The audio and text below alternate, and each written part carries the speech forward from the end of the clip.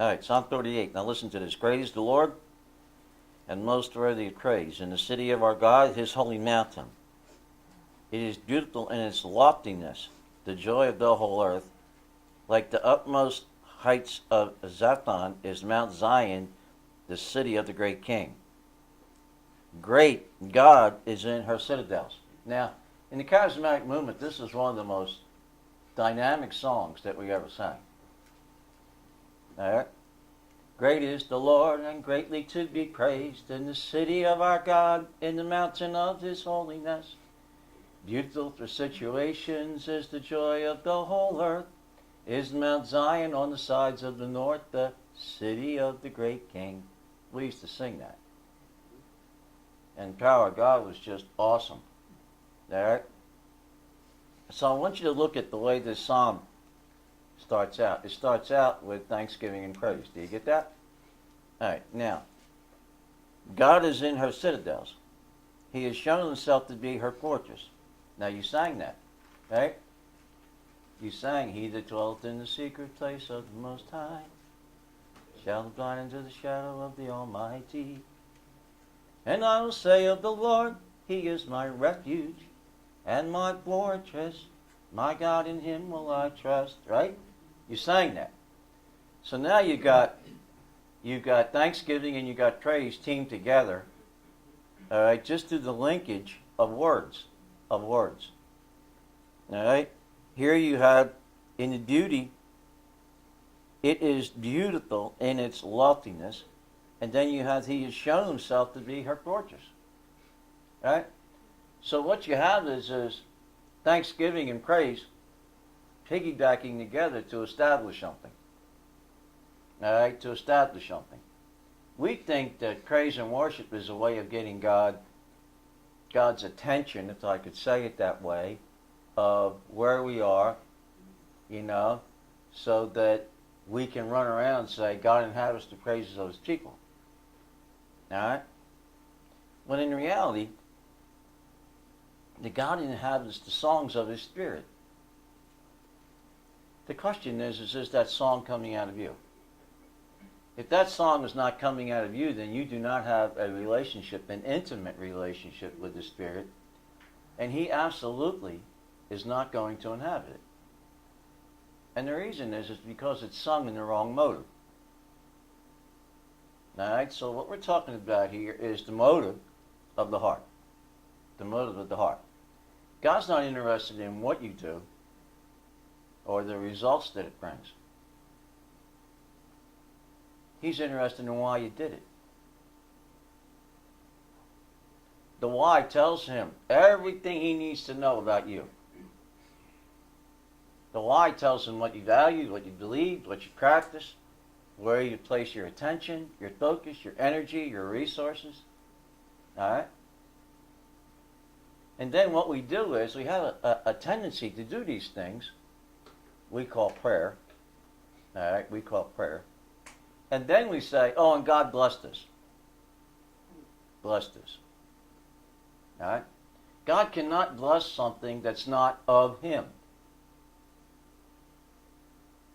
It's a clean heart and an upright spirit. Those are the things that God blesses. Now, David was a rascal. But one thing David knew how to do was to repent and change. Not say I'm sorry and forgive me and keep going and doing the same stuff.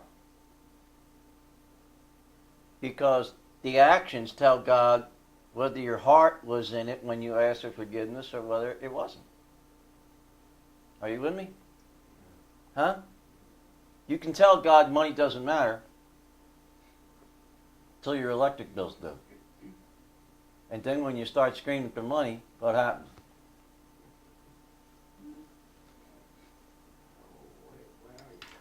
Yeah, exactly. Where are you, God? Hey, what's up? That's what we say. Hey, what's up? And then you say, I thought we had this resolved. But listen to that. You're telling him, I thought we had this resolved.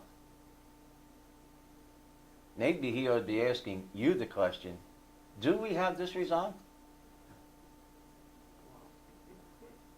Maybe it's a test and you ain't doing too good with it. All right? How's that? Huh? Alright, so, verse 4. When the kings joined forces, when they advanced together, they saw her and were astounded. They saw who? Mount Zion. Huh? And were astounded. Look at this. They fled in terror. They didn't come to war against what they saw. How is it that your enemy can recognize things you can't?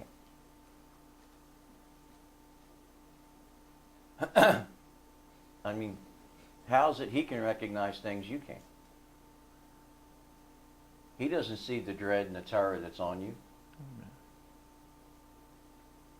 He sees the archangels of God. I mean, he sees the resources. He sees the army of heaven around about you, and guess what they do? They flee. You know what's amazing here is the scriptures implying they changed their mind. They actually changed their mind. You know what? Maybe I need to reconsider about going to war, especially against that. Maybe I need to reconsider that. Huh? Maybe I need to reconsider that. So, maybe you need to reconsider going to war when supposedly you place something under the blood.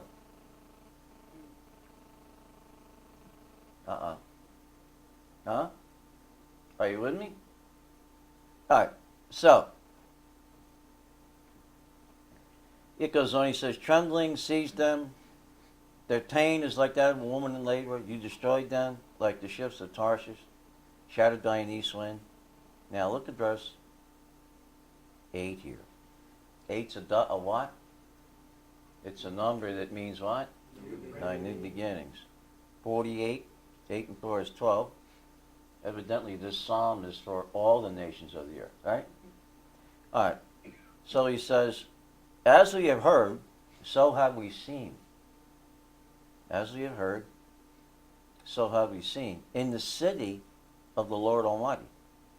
In the city of our God, God makes our secure forever. Now, if I asked you what the requirements are for vision, what would you tell me?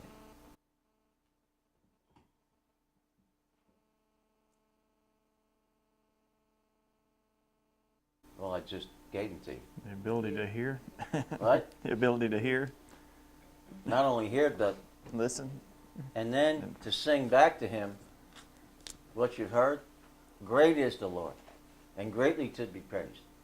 In the city of our God, in the mountain of his holiness. Beautiful for situations, the joy of the whole earth, is Mount Zion on the side of the north, the city of the great king. Now, if you're a resident of that city, then I'd suggest you learn Psalm 48. All right, without vision, God's people what? All right, so I want you to look at this now. Thanksgiving and praise lead you into a place, all right, that your enemy recognizes where you are. You know, we don't even recognize that.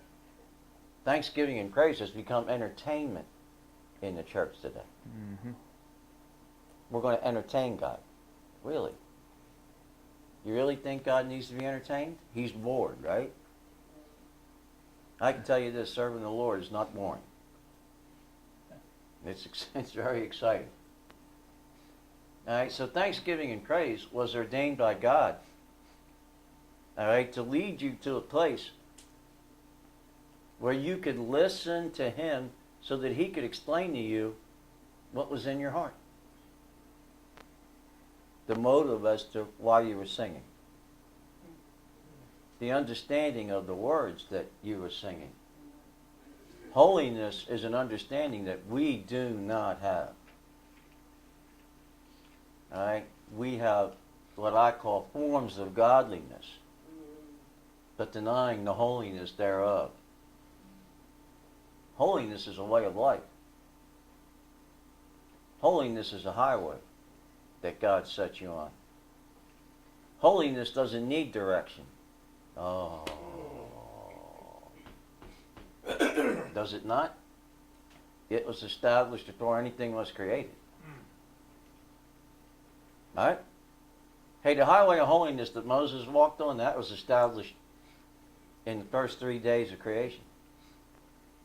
You know, what was the light doing? You don't read anything about creation until the fourth day, do you? Amen. So for 3 days, what was the light doing? I am the truth, the light, and the way. I am the light of the world. He was mapping out the highway of holiness. He was mapping out your purpose and your destiny. And then he drew a line through the desert that it was going to take you in. Hallelujah. And brought you to a place where you could cross over and enter into him. Where he could circumcise you by his spirit at Gilead.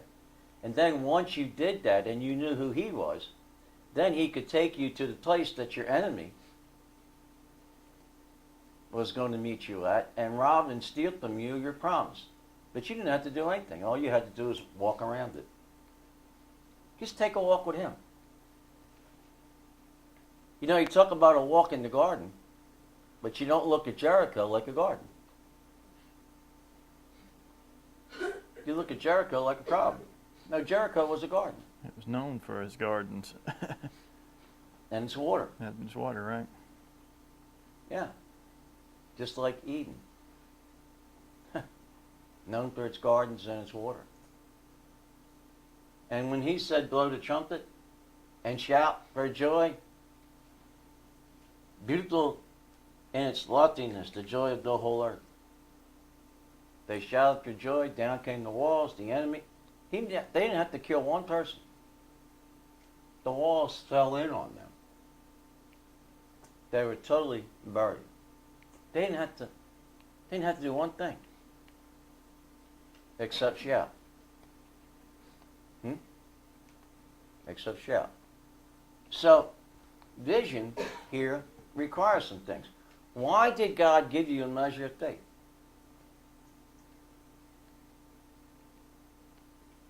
Oh, the answer is real simple. So that you could see what he was doing. Right? If you don't know what he's done, you won't know where you are, and you won't know what he's doing. Right? You read all about the enemy's summation of what God was doing. They were fear, there was trembling, they were that the greatness of God, the holiness of God. I mean, they didn't have to fight. All they had to do was get to the city. That's all they had to do was get to the city. That's all they had to do. Meet me at that place. Right? They didn't have to struggle. They didn't have to rebuke. They didn't have to declare. They didn't have to go on fast. They didn't have to get their armor, their sword, make up these crazy songs. They didn't need to entertain one another. They didn't need to decree and declare. They didn't need to rebuke. They didn't need to loose and bind. They didn't need to do any of that stuff. Why? Because he had already done that. Huh? He had already done that.